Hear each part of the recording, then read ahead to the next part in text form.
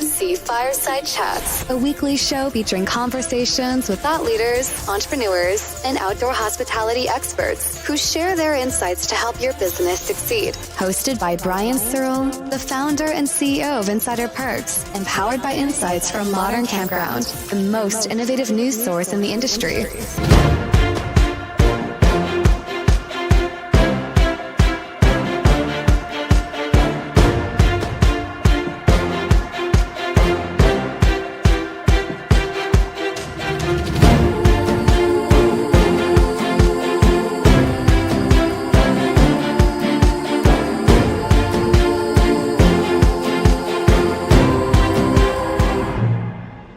Welcome, everybody, to another episode of MC Fireside Chats. My name is Brian Searl with Insider Perks. Super excited to be here with you for one of those weird fifth-week episodes we have once every so often where we don't have our regular guest lined up who occur with us on a specific show. And so we've got just kind of two special guests here, maybe three that are going to pop in here depending on how traffic in Paris goes on here. But we've got two special guests here. Super excited to have Dustin Sauer and Pier Tognazzini. I messed it up.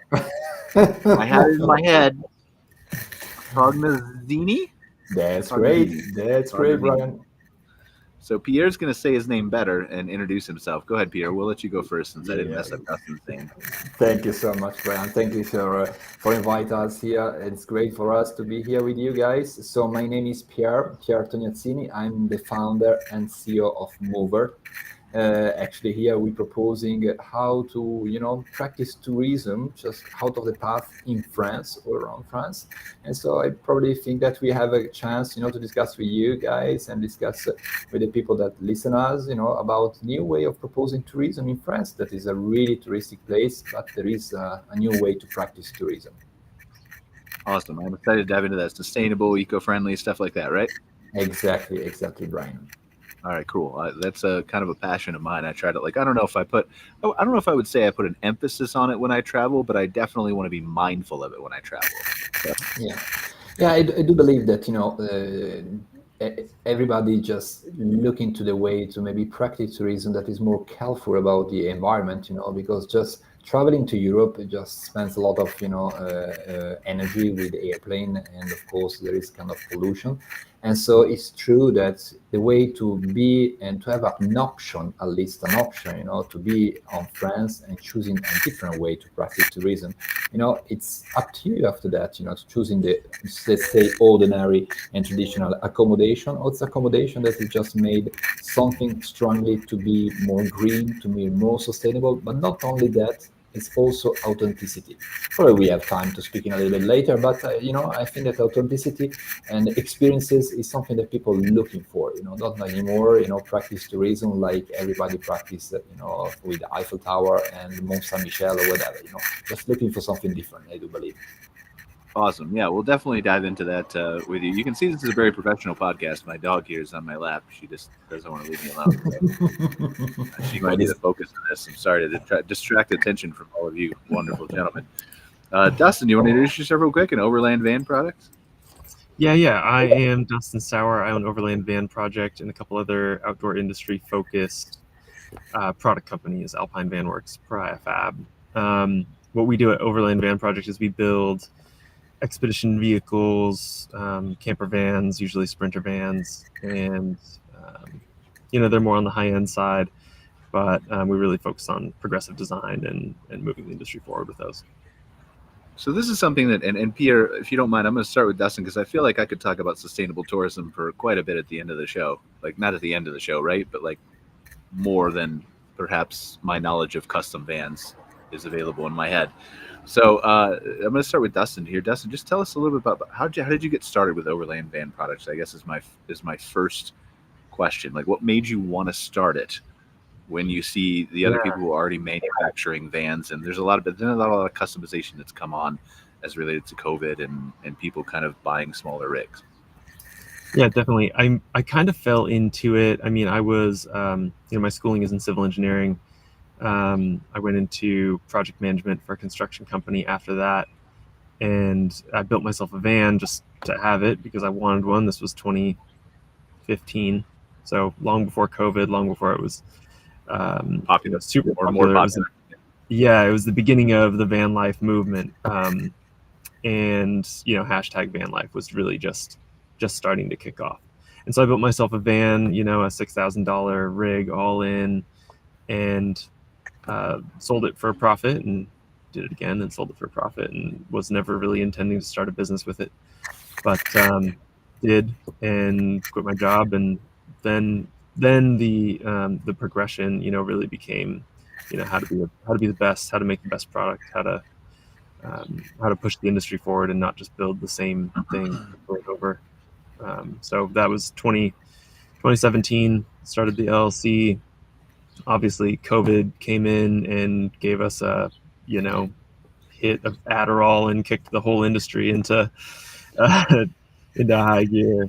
And then we've been, just kind of continuing off of that boost.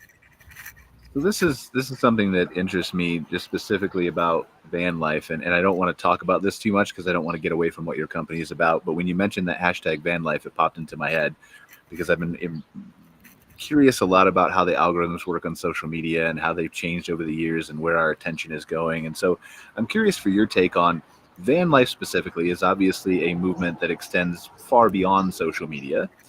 But with social media specifically, do you feel like van life and the way we perceive it would be different if that hashtag and community around social didn't exist? Like it would still be there, right? But would it be different? It would still be there. I mean, it would still be there kind of in the way that it was pre-Instagram. But with the injection of Starlink, I mean, there would be these people who now have that ability to van life. Right, the tech people, the people like that are doing podcasts maybe, who are able to have a mobile life as long as they have internet. So I think that still would have given it a 25% tick, but not the 100 to 150% tick that it really got with social media. Is that leveling off now, do you find? Or and this is more of a, I want to get more into your business and exactly what you do and what's unique, but just to close this kind of loop, is that, do you see, because we're seeing that with the RV industry, right? There's a lot of talk of this normalization from 2019. Are we down? Are we flat? Are we what's the story and narrative we want to tell from a PR perspective, or what's really happening? So I'm curious what's happening in your world. What's happening is the market is flooded with a lot of RVs, off-the-shelf RVs, Winnebagos, Thors, things like that. And it's also flooded with a lot of DIY builds from people who built during COVID because they were at home and they had nothing else to do. And they wanted to build their hashtag van life, and now they are back at work and they can't use their van as much, so they're selling it. So we're seeing a huge influx of vehicles on the market, good, bad, and ugly. And, Winnebago's down 35% for the year. The bigger guys are really getting hit hard. You're seeing big discounts on the dealership lots. Even some of the rigs like Storyteller that were basically impossible to get, you're seeing $15,000 rebates and things like that. So definitely, I would say plateaued. And just like any stock market, housing market, it's going to follow that trend line. Sure. Even if it's doing this along the way, it's going to come back to that trend line.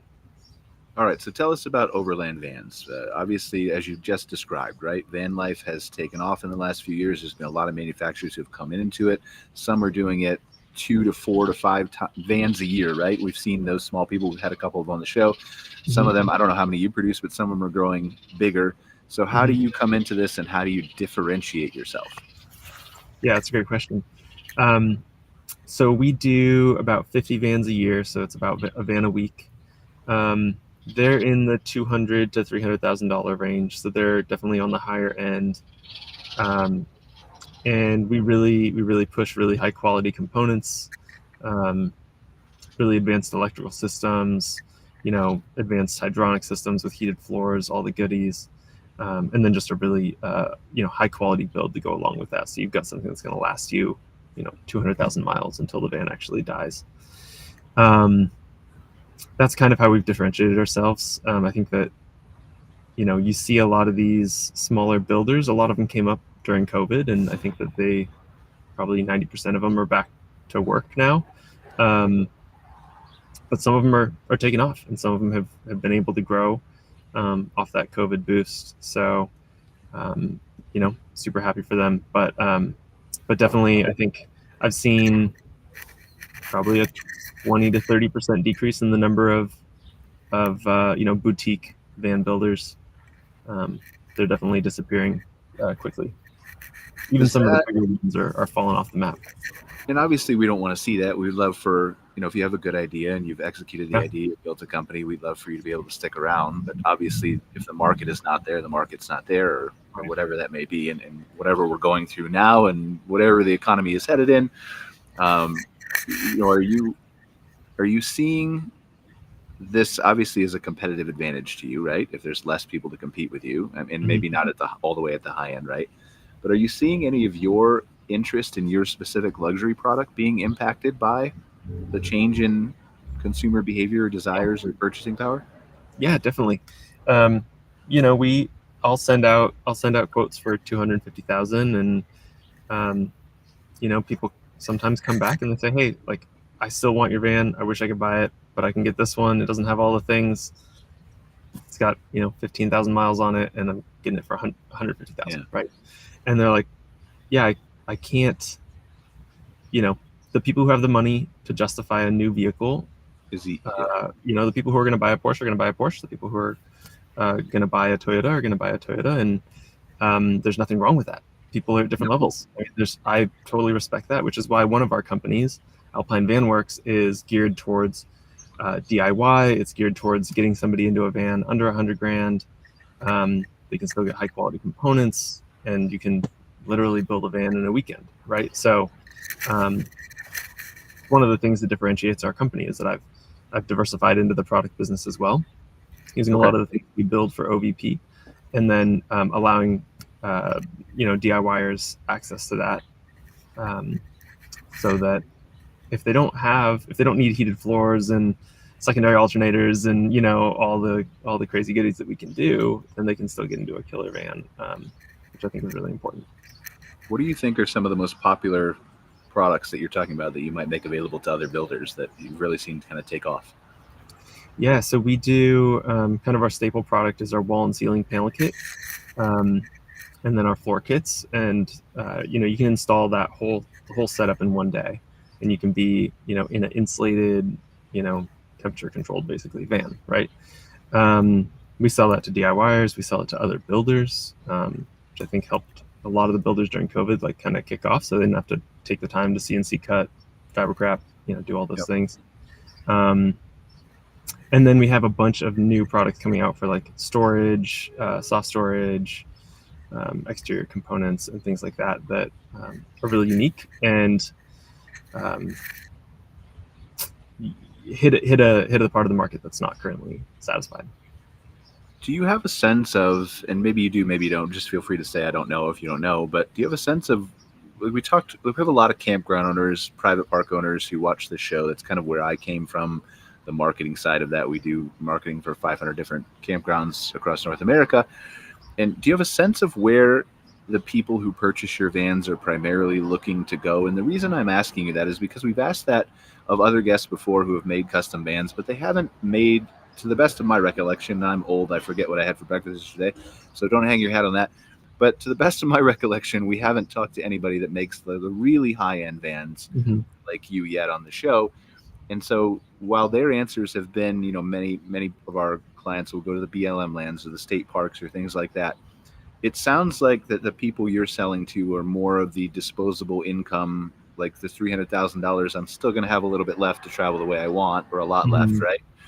So are you finding the same thing? Are they looking to do their van life in state parks, BLM land? Are they going to private campgrounds, RV resorts? Yeah, actually, I mean, they're the same people, just with a little bit more money, probably. I mean, they are going to the BLM land. They're finding the free camping sites. They're doing the research. They're scrolling Google Earth and like panning around to find where that road ends and if it lands near water. But they're doing that primarily. Even if they have more income, they're not. You don't think they're trending towards I want to go stay at the brand new luxury RV resort with the huge swimming pool and all that stuff? You think they're more going, okay? Not a single one of my clients has ever talked about that. They're always, I get clients sending me photos all the time, which I absolutely love. And most of the time they're at free BLM land campsites. very, very seldom are they at an actual pay-for campsite. And then the other ones that I get, which Harvest Host is quite accessible to everyone. So I don't think this is necessarily like a barrier of entry, but they do a lot of Harvest Hosts as well in between those BLM land campsites, which I think is super awesome. And is that just more like I want a unique experience, or I don't want, because the reason I ask is we've seen, just like we saw the van builders increase, we've seen that same over that last 4 or 5 years, we've seen a bunch of people come in and build these brand new luxury RV resorts with concrete pads and 2 swimming pools and water parks and all these things, right? When interest rates were low. And I feel like the way that the market appears to be trending, not everybody, but there seems to be, from what we've talked about with people who run RV shows and stuff, a more of a consumer interest in the type of product you build, downsizing, if you will, from the huge, rigs. And so I feel like that even is more of a danger to these overbuilt, sometimes, RV resorts. Not that everybody's that way, but some certainly built more than they could perhaps afford. Totally. Yeah, I think that it's a bit counterintuitive. I think that my client who's spending $300,000 on their van, which isn't necessarily a typical price. Usually we're coming in right at $240,000. But they're spending $250,000 on a rig. They're gonna, if they want to go to the swimming resort, they're gonna fly to the Bahamas and they're gonna hang out at their resort, right? Or they're gonna, they're not all Bahamas people, right? Maybe they're gonna go to Vegas and they're gonna do whatever they want and they're gonna swim there. Well, that's fair, because you bring up an interesting point, and we've talked about that too here, that as you see this, whatever the economy is doing, there is for sure less people who are going camping. We know this based on the data that we study from a marketing aspect, right? 20 to 30% decrease in just Google searches for camping and RV park and campground and stuff like that. So there's for sure less people camping. And we've talked about the need to differentiate yourself through an experience of some kind, right? What sets you apart at your campground, RV resorts, whatever it is, even your state park to that end, right? Is it the lake? Is it the water? Is it hiking trails? Is it the lush landscaping or the greenery or the canopy of trees? But for an RV resort, it could be something as simple as it's not, I don't think it's enough anymore in the type of economy that I believe we're headed into to say, I also have a swimming pool like 20,000 other people do. Or I also have miniature. There has to be something, to your point, and that's what sparked that is, well, I'm going to go to the Bahamas and go to a really nice swimming pool if I have that disposable income, because that's a better pool than probably 90% of the stuff traveling around the interior of the United States. Right. And that's, I think, you mentioned the interior of the United States. I think that's sorry, my lap doesn't make the best table. I think it's a really good point. The geography matters a lot, right? Where are you right now? I'm in Calgary, Canada. All right, so I don't know much about Calgary, but I do know that minutes from Banff National Park, if that helps. Okay, there you go. I'm gonna have to visit you then. So the RV parks in the middle of the United States are gonna be the people with the swimming pools, right? But we're in the Pacific Northwest. 90% of my clients mountain bike, right? So if you wanted to have a RV park or a campground that was more attractive to people, instead of spending $200,000 on a swimming pool, right? Maybe spend $20,000 on making some killer mountain bike tracks and some jumps and things, right? Or a shuttle to the mountain bike trail. Or a shuttle, right? Like that's pretty cheap to buy an old school bus and shuttle over there. So I think that demographically, it's the geography is super important, right? Like not many people mountain bike in Nebraska. It's fair. Yeah. Well, there might be people who think they're mountain biking in Nebraska. They may have never seen an actual mountain, but they've never seen a mountain. Yeah. This is fascinating to me when they come to the Rockies and they're like, yeah, I've seen the Rockies already, and they think that's the Appalachian Mountains. Yeah. Yeah. Right. No. You haven't seen a real mountain yet, sir. So, okay. So anything else you want to tell us about Overland? I want to get to Pier and talk a little bit to him. He's over in France with all the Olympics and stuff like that. So is there anything we missed that you think we should cover? I mean, feel free to pop in. We're going to have a good conversation here. No, yeah, I think that's a great intro. Yeah, I'd love to hear more from Pier. All right. So Pier, briefly introduce your company. I know you did briefly, but just talk to us a little bit about what you feel sets you apart, what makes you different. And then you're in Paris in the middle of the Olympics. Why aren't you watching the Olympics instead of talking to me? That's good. Yeah, because it's good opportunity to be here, and speaking to people that probably will practice tourism in France, So that's good for me to be here. Yeah. So be back to Moovert. What we do actually done here in France, we saw like Dustin said, that we has a phenomenal changing of practice tourism post COVID. We thought there was kind of something that was on fashion, but it's something more structural. People definitely want to live different kind of experiences, even if they travel to France, that is a really touristic place. And that's why I create Moovert. And Moovert, what actually done, it's from one side really help the tourism offer of France to jump into the ecological and digital transition. Let me explain you better. Let's say you are in Calgary, in Canada. I come to you and say, okay, Brian, do you have a house on the tree, or do you have a tiny house that you would like to rent for holidays? Okay, you pass my algorithm. I create an algorithm, and this algorithm get help us to understand what is your level of eco-friendly, or what is your level of sustainability, and what is your level of authenticity.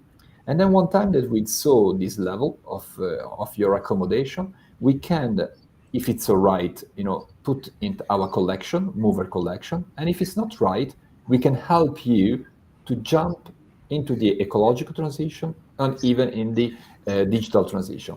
Let me tell you a few examples, like wasting water, energy, all these kind of criteria that can help you, to just changing things.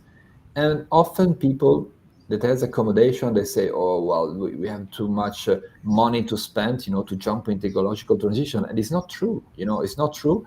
I give you just a simple example. Let's say that an accommodation that have 4 showers, if you put a kind of things, I don't know how you said it in English, sorry, but you put a kind of filter in the tube of the shower that you spend 29 euros, instead of spend 14 liters minutes, you spend 9 liters minutes. That is just tiny change, that made a big difference for customers, for you as an owner of an accommodation, and you come to jump slightly into the ecological transition. That's what if I'm a spoiled brat and I like my rain shower with huge amounts of pressure when I go on vacation?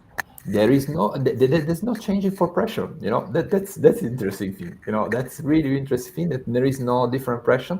And even I do have friends that has another startups that they get exposed with me in Vegas for the CES, because we were in the French delegation of the travel tech in Vegas last year. And they even made a kind of gaming, the fact that you not waste water. If you have, let's say, the red light when you finish the shower, you have a free drink in aperitivo in the bar, and if you have red, you do not have the free drink. So this is also a way, to the guests, not to say you have to not use water, just gaming with that, and be more mindful.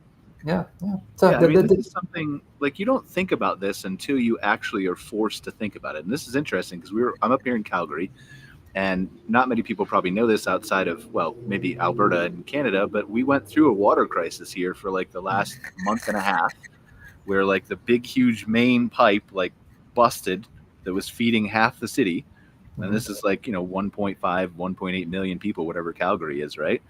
And so for a month and a half, we were under water restrictions on the inside, and we had like be more mindful. How many times do you even like flush the toilet and wash the dishwasher, and how much is coming out of your sink? And, obviously there's nobody coming into your house checking on this, but it's look, we're all together here. Like we've only got one plant feeding the entire city, and it's not enough water. We've got to do something here, right? Until they can dig up this whole pipe and repair the thing that a truck can drive through.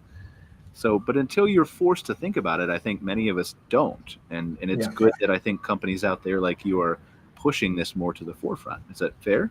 Yeah. So that's actually, you're right. As soon as you're thinking about regulation and force people, that doesn't work.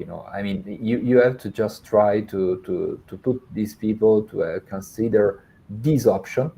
And as I speaking about the offers, about the accommodation, but we're also thinking about the guest. Our algorithm give us the opportunity to give 3, 4, or 5 pine cones Because let's give an example. You guys, you would like to enjoy France, and if you go to the south of France, it's extremely hot right now. And are you ready to be in a solar air conditioning and have 26 degrees? I don't know what is in Fahrenheit. Sorry for that. But I'm Celsius too. It's just Dustin. Yeah. But just is an idea. So if you are not ready for that, you will choose probably 3 pine cones of accommodation and not the 5 pine cones accommodation. It's also a way to, just also the guest try to let understand that it's the way to practice tourism. That could be not just coming from the black to white, but there is smoothly way to understand how practice tourism. That's actually what we've done. And speaking about distribution, it's an interesting point that you ask Dustin, what is the difference? Because we are a booking platform at the end. We are a booking platform, and of course, there are really big, massive competitors, on the market. But thinking about Airbnb, thinking about Booking, Expedia, they are the biggest. There is no way to understand in a truly way what is and if is sustainable or if is authentic. There is some categories, but there is not an algorithm behind. There is not an helping, a follow up, with the customer. So of course we will have less offer than our friends because it's important to follow up, But it's true that they are truly find something that is sustainable, careful about environment, and once again authentic. So. Well, so here I want to interrupt you just for 1 second because you brought it up 3 times now, and I'm interested. I understand completely what sustainability means. What is your definition of authenticity as it relates to your site? Yeah, that's a really good question. So you can put in on the table a lot of things, but our Moovert way to be authenticity is the following. If you want to come to France, Brian, let's say in Normandy, you don't care about to do, let's say, a quad, even if it's electric quad, around the beaches. What you would like to do is live an experience with the locals, live an experience that is linked with the heritage of the territory. Let's give an example. The apple with the cidre, the Armagnac, or the cheese. You can go and produce the cheese with the farmers. You can go to produce butter. We do have experiences because the butter comes from Normandy.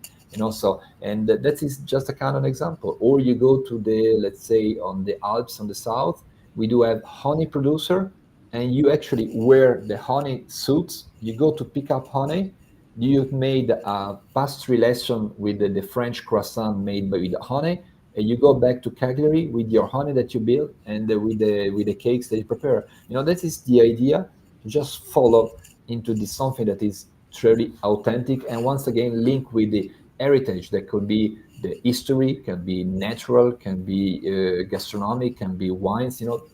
All these great things that we do have in France, and I do believe that we just can deliver to guests that would like to go away from these let's say touristic masterpiece that everybody want to go to.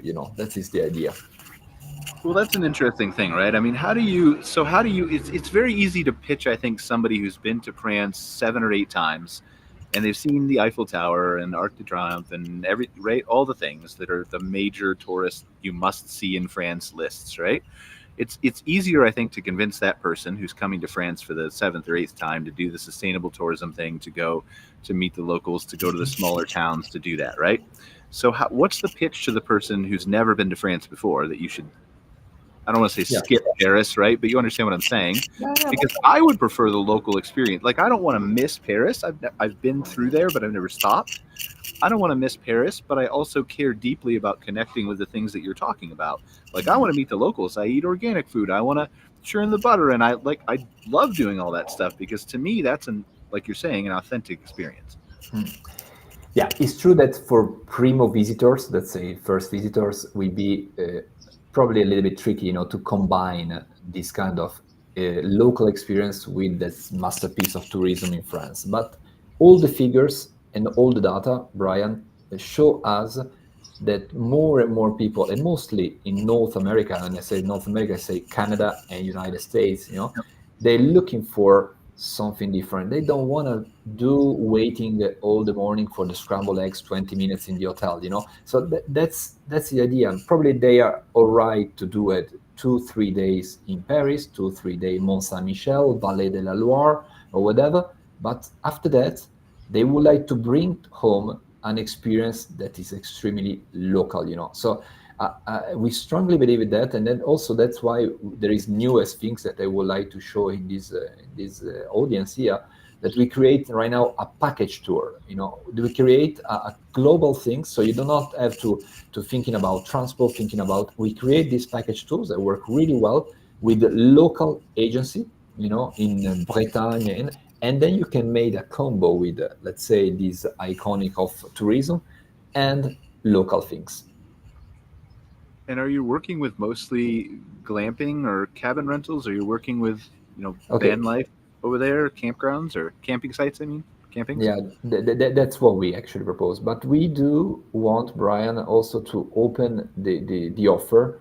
We do propose the house on the trees, in a campground, or we do also propose a chateau, a castle of 18th century, So we do have a different option. So when you open Moovert.fr, you will see it, the option, if you would like a funny house, if you would like a castle, if you would like a campground, if you would like a van. So you have all these options because, just experiences different way. That's what we would like to do it.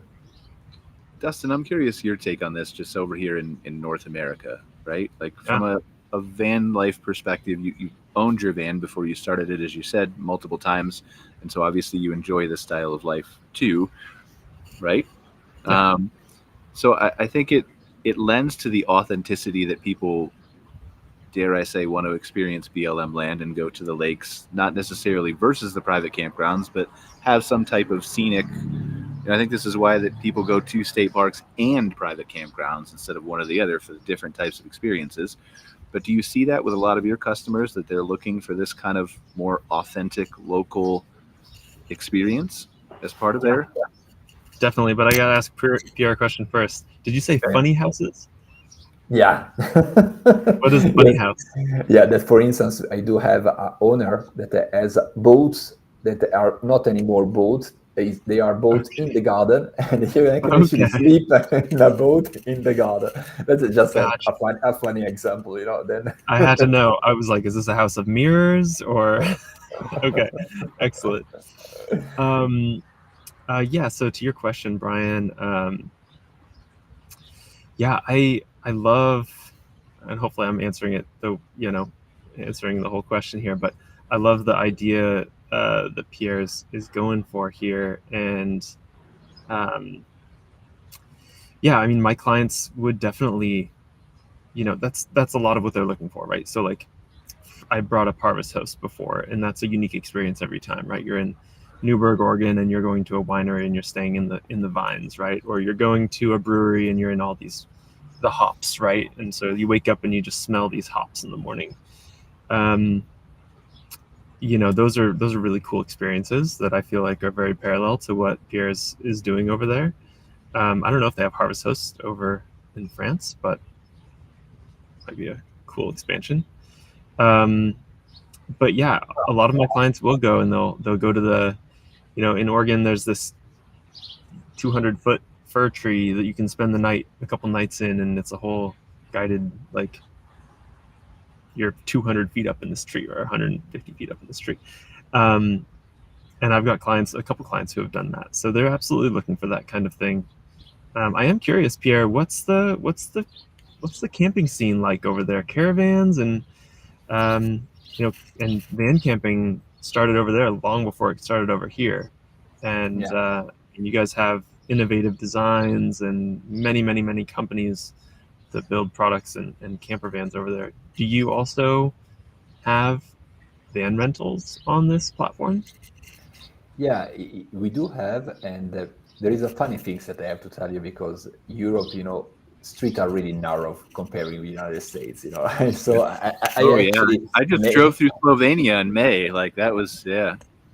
So I've been actually in, all around the the Death Valley, on the last winter with my family in VR. So it was a really great experience, and I have a massive things because I rent it. I'm not used to have these big things here in Europe. So it's true that we do have. They are smaller, and as you, Dustin, we have few of startups that starting to create, some kind of same business of you, probably smaller, in a smaller way, because they feel like free to travel all around France with no problem of passing by the roads, because when you go to the south of France, are really, really tiny roads. And be back to the glamping, be back to the offer, and let's say outside, and the offer, it's growing up tremendously, because people would like to live in the nature and to link it with the nature. That's also why, unfortunately, Laetitia is not here with us. We do create a partnership with Laetitia. What Laetitia creates is actually, we do have a lot of agriculture here in France. And Laetitia create this kind of cocoon. It's a kind of glamping tent, where you can just put it on your ground with no impact on the soil, any impact on the soil, matter of eco-friendly tourism. And, it's a new source of economy for agriculture people, and also for people that's big house with a lot of lands, and also propose this new way to practice tourism that's known glamping. That is a really, really nice, because it's really great beds, really great furniture, like you've done, with the van, because it's important to offer some kind of high quality of accommodation, but at the same time in the middle of the nature, in the middle of nowhere. Okay, awesome. It's interesting to me because I do the same thing, right? Like, as deeply involved as I am in the camping and campground industry, I don't own an RV. Just isn't something that's in the cards for me. I work from home, and I work 18 hours a day, and it would be kind of a senseless investment for me right now. But wherever I go, whether it's looking at staying at a campground or glamping or a hotel or wherever I'm traveling around the world, or in the United States or in Canada or wherever, I still do find myself looking for those experiences, right? Like, I'm planning a trip right now. I can't say where because it's a surprise for some people who probably might be watching the show. But like, I'm looking at tree houses, and I'm looking at, like, oh, that one's right by the river somewhere, right? And that's really cool. And that will make me pay more instantly. And so what I'm really wondering from both of you here, and maybe this is, and I'm a marketing guy too, so I know all the standard answers. How do we get more people to be aware of some of these things, these local experiences, the ways that they can do things differently? Because I feel like a lot of the problem is people just don't know they have options, because all you're hearing about is the multi-million-dollar marketing campaigns for the Hyatts or the Marriotts, or the, and they don't realize that there is an alternative that's easy. Like, if you work through a tour company like you're talking about, or have somebody help you plan the trip, or it's guided with transportation included and all those kinds of things, that it can be as easy as just the same thing that they're seeing to go to Paris or wherever else, or around North America, to Florida or Orlando or whatever. Like, even in those states, there are experiences that you can book that will take you. And I don't know that necessarily there's a difference between Floridians and Georgians in the United States from a culture perspective that you would need to experience. I'm not saying they're not interesting, but just the difference between those two, right? But like, I still feel like there's something to be said for the locals, and for the farms, and for the fruit that they grow, and for the experiences and things like that, right? So how do we raise awareness for more of these people, because what we're doing is working through platforms like Moovert, but it's not necessarily working perhaps as fast as it could, right? Yeah. So what do you guys think? Dustin, or viral TikTok videos, of course. I mean, the quickest way to get to a bunch of people. I don't. If I knew the answer, I'd probably be a millionaire. Well, I mean, it's just interesting to me that this is always kind of the struggle, right? Like, you whatever the issue is that you're looking to talk more about, right? Like, even if it's just something as simple as, like, I eat organic food. Like, I'll run into a bunch of people all the time who say, like, I didn't understand that there was a farmer's market down the street that I could go buy from a local farmer. And who cares if it's organic, but it's local because I'm supporting the local economy, right? And they just don't understand that that farmer's market is even there, and there's an alternative besides the grocery store they've been shopping in with their parents for 40 years. Yeah. And so it's the same thing with this, you know, whether it's the RV resort that offers the experience that you're not expecting in an RV resort, because it's more than just concrete pads, because they put thought into them, you know, access to the mountain biking trails or whatever else, or it's the local farmer, or it's whatever. I feel like those voices need amplified more. Yeah, absolutely. Yeah, and I think that social media can level that playing field a lot. I mean, I did a post on my personal Instagram that got 1 million views just by accident, right? Like, wow. It's possible. How? Peter wants to know. Talk him through the used a exact funny steps. audio, right? I used the funny audio, and the video was okay, right? iPhone video, but it you know, 100x'd my followers on my personal Instagram, which was not my intent because I only care about people going to my actual business Instagram. But it's possible to make those videos, I guess is what I'm getting at. And video it's the future. It's the only way that we can level the playing ground with the Marriott $1 million advertising campaigns, in my opinion, and finding the right influencer, or, you know, having the right ad campaign or whatever. I don't know why my computer's like going dark right now. 1 second. Is it sticky though, right? This is my question. And so like I'm a big proponent of like I understand influencers work and social media works.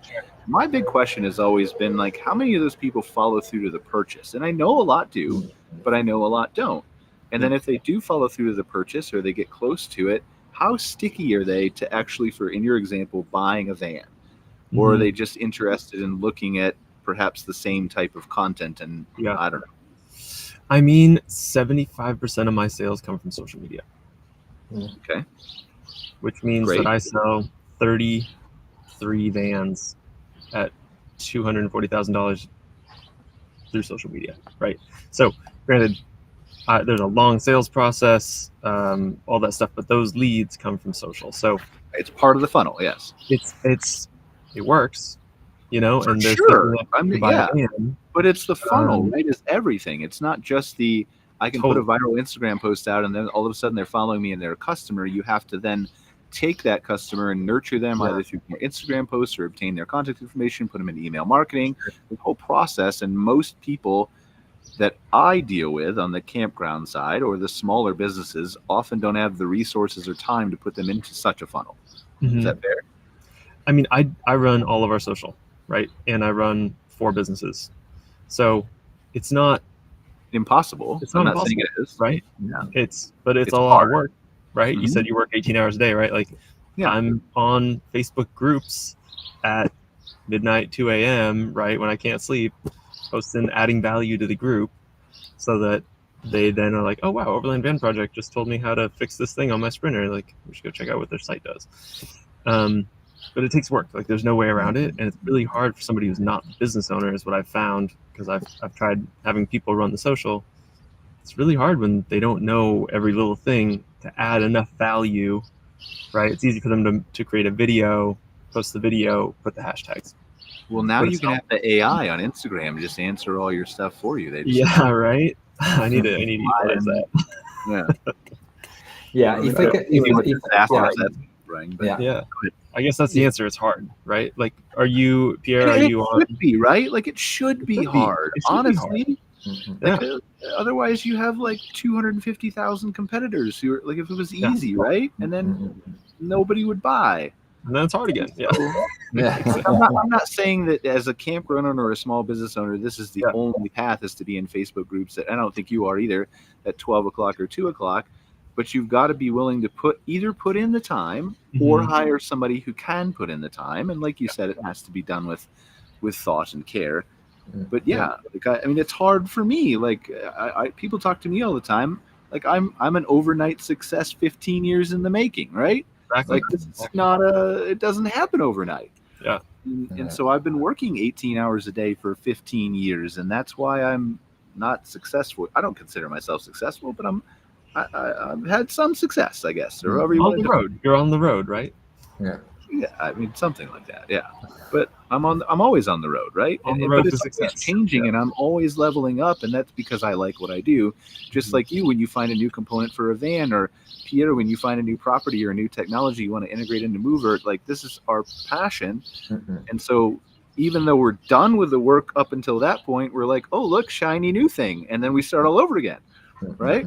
Yeah, And yeah. that And doesn't if I can add something, Brian, it's interesting when you mention, then of course, thinking about Airbnb or Expedia or Booking, they mean that they have, thousands of dollars, to spend in advertising and so on. So there is no way that me and my company that is really tiny, compete with them, So you have to be a little bit smarter, try to do something quite different, then approach different. And of course, we not have the same results. So it's, like you say, hours and hours and hours of work. And probably, if I can add, also we do have helps with medias. Medias love the idea. When I've been on the CES in Vegas, I was on we came to Vegas with 10 startups coming from the French travel tech.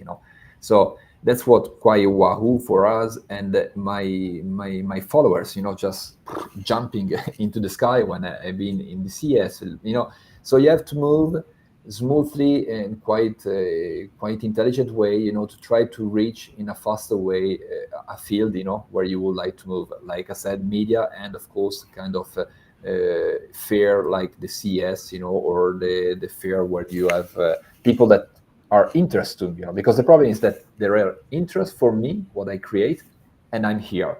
But the bridge between me and the things, it doesn't exist at the moment, So it's cost a lot of money to do that, But the key is the interest, right? Because you don't need to, most small businesses, same with Dustin, right? Like you don't need to reach 2 million people.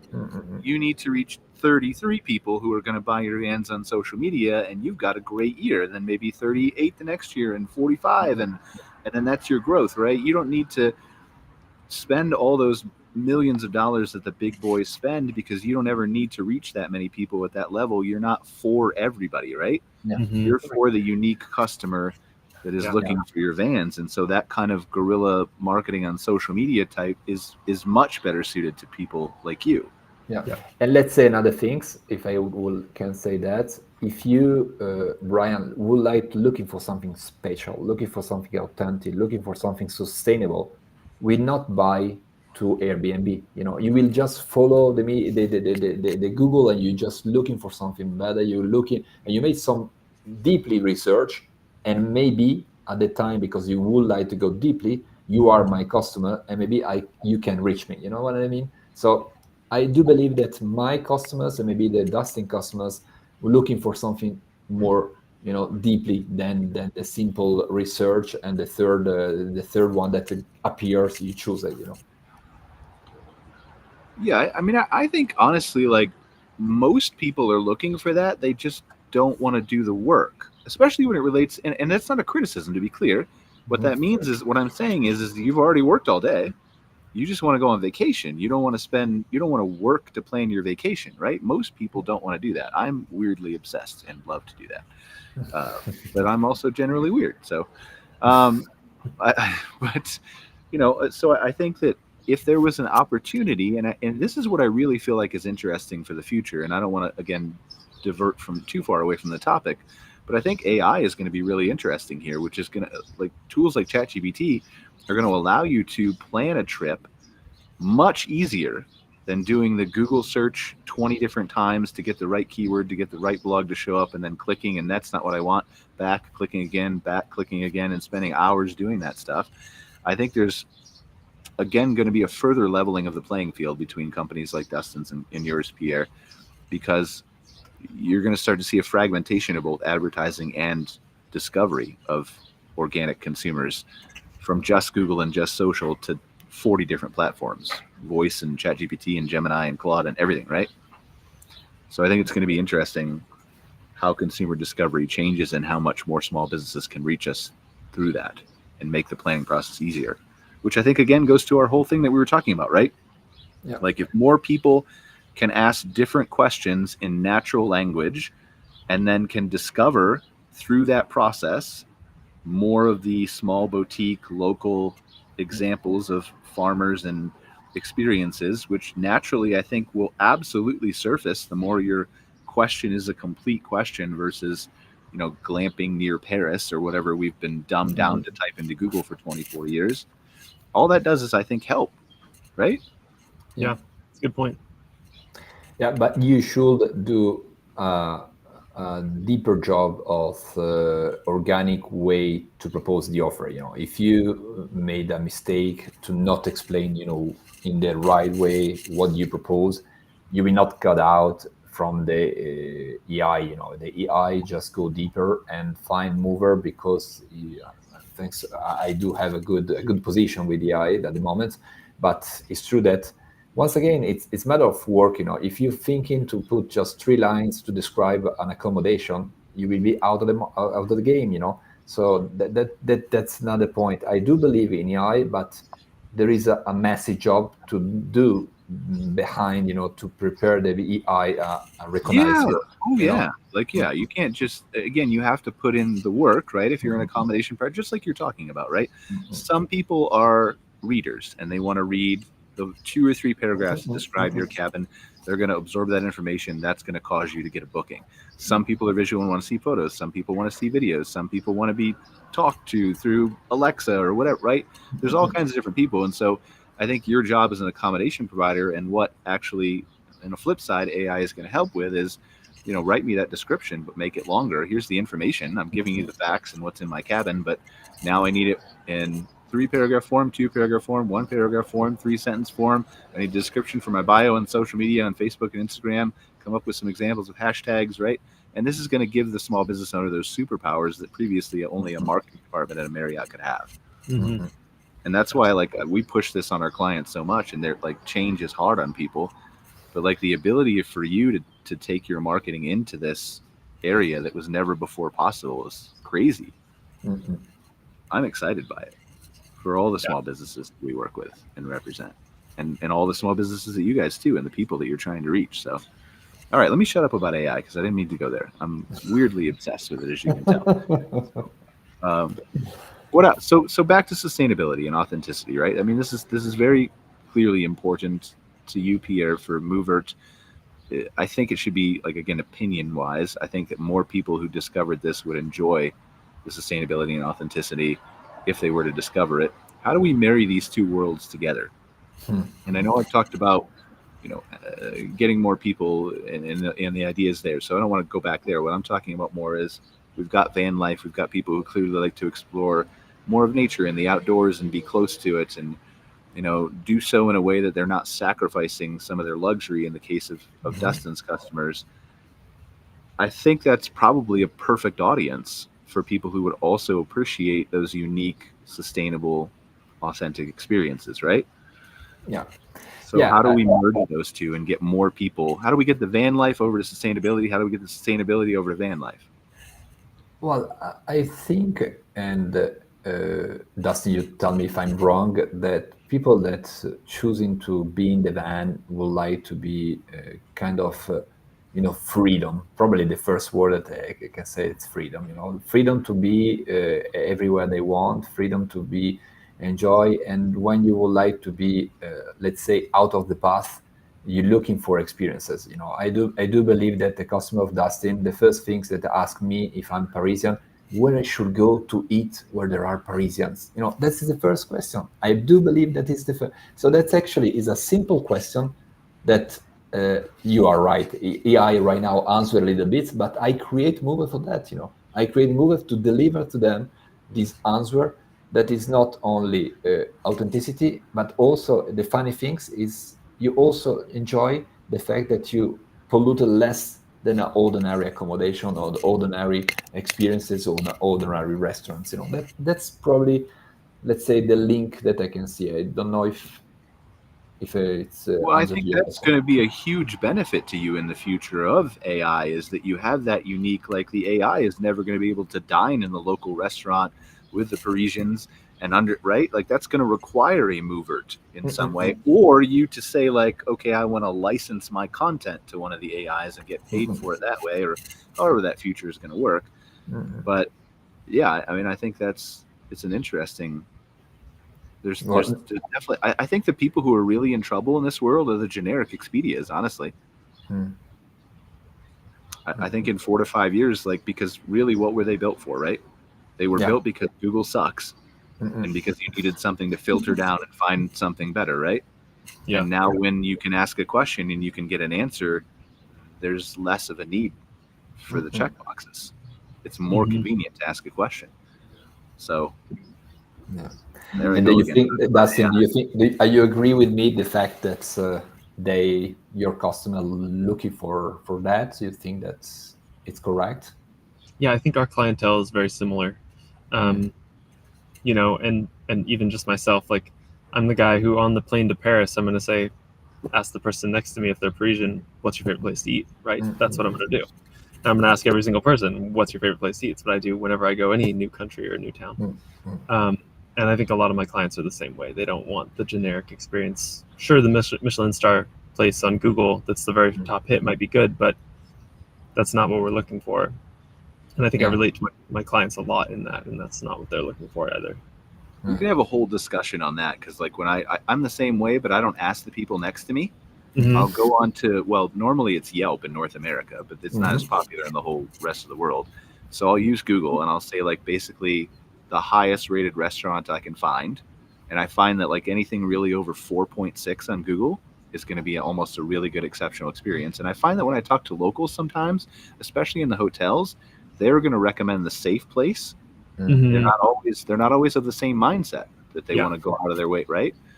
And so I'll try to find it that way, but then I'll click into the pictures, and like for coffee shops, I'll look for the, like, do you have a chalkboard, or do you have something really cool, and like, what does the interior look like? How much are you paying attention to the details?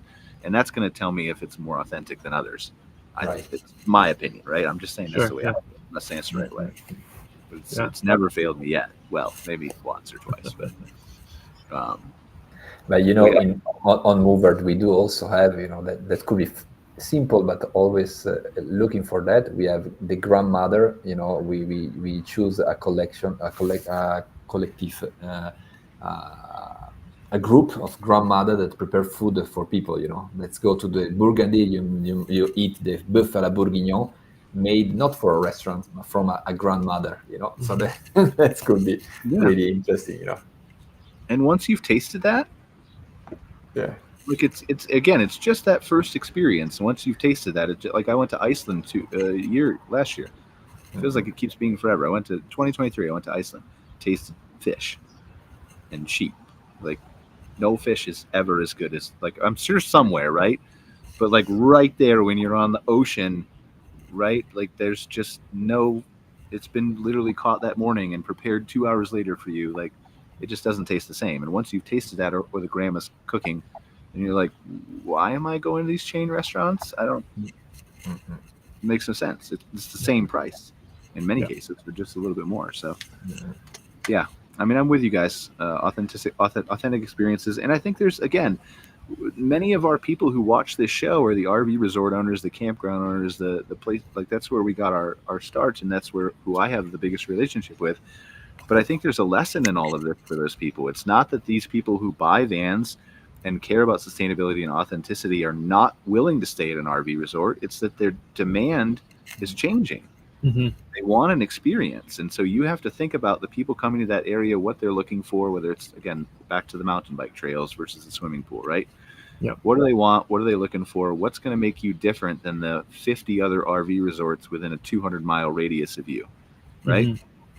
And that's the key takeaway, I think, for all those people is, what is your experience? What is your story? What makes you stand out? What makes you different?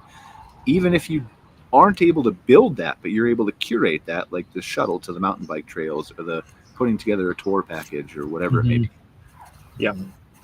So, all right. Final thoughts, guys. Thanks for being here. I don't want to run over. Well, I do want to run over. Actually, I'd love to talk to you guys for a while, but I'm pretty sure I have some other meeting that I have to get to. So, Dustin, Overland Van Project, where can they learn more about you and your vans? They can go to driveovp.com, or DriveOVP Instagram.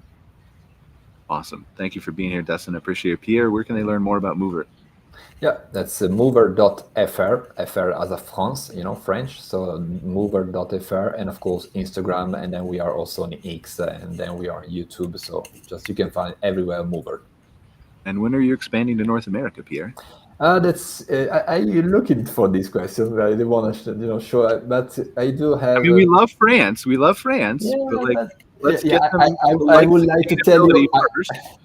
a confidence here. So it's an hour, and I do have the government of Nevada, the government of California that we met in Las Vegas. They are really strongly interested to create Moovert California and Moovert Nevada. So discussion is coming on, but it's true that it's easy scalable. With our algorithm, and never know, maybe next year. All right, we'll stay in touch with us. Thank you guys. I really appreciate it for joining us on another episode of MC Fireside Chats. We will see you guys next week for another episode. And thanks, Dustin, Pierre. Best of luck to all of you. See you. Thank you. Bye-bye. Thank you. Bye-bye. Nice to For this episode of MC Fireside Chats with your host, Brian Searl. Have a suggestion for a show idea? Want your campground or company in a future episode? Email us at hello@moderncampground.com. Get your daily dose of news from moderncampground.com. And be sure to join us next week for more insights into the fascinating world of outdoor hospitality.